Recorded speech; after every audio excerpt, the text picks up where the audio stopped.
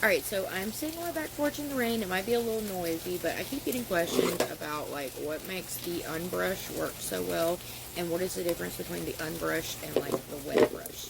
So, let's do a quick comparison.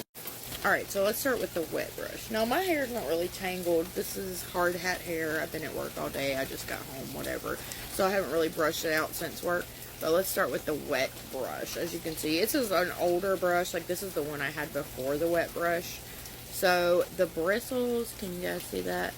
They're pretty much all the same size. Yes, it still has some hair in it. And this is the paddle one, so it's squishy in the middle. But you see how all the bristles are basically the same length. Okay.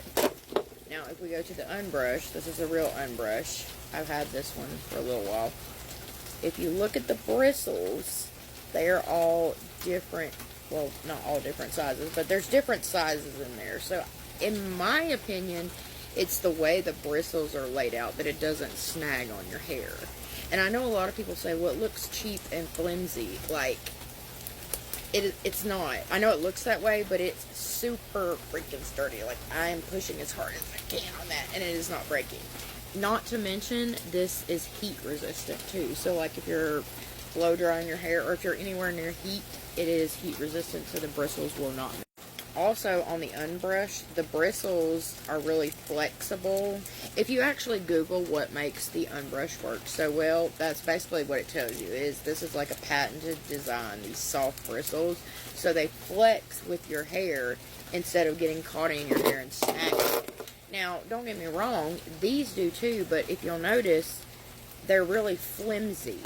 The bristles on the Unbrush, they're flexible, but they're not flimsy. So they get the tangles out, but it doesn't get stuck in your hair. I just realized that was an awful angle. Now, like I said, my hair's not tangled right now, so this isn't like a good example video. It's just been in a hard hat all day.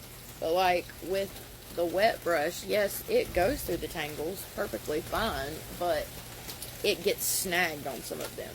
And I don't know if some of you that have used the wet brush have the same problem, but like when my hair is wet and I use a wet brush, I feel like it just brushes the top of the tangles and there's still a bunch underneath, if that makes sense. Does that make sense? If you've used a wet brush and you have weird hair like me, that makes sense. But like with this one, it just doesn't snag my hair. Like, I can literally just glide it right through it, even when it is tangled. And I'm assuming that is because of these bristles. So, I mean, by all means, if you like the wet brush better, I mean, that's totally fine. You can use whatever brush you want. Just for me personally, like I said, I used this for years until I found the Unbrush. And it's just different. Like, you just have to try it. That's the only thing I know to tell you. You just have to try it. Like, I've never had a brush that could brush my hair like this. And when I tell you I hate brushing my hair, ever since I was a child, I hate brushing my hair.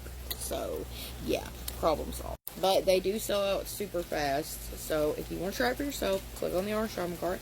If not, that's totally fine. I'm just trying to give you all information on the brush. Like, you know what I mean? Like, I'm not pushing it on anyone. I like it, and I thought I would share it. So, yeah, y'all have a good business day. Also, it comes in a bunch of cool colors.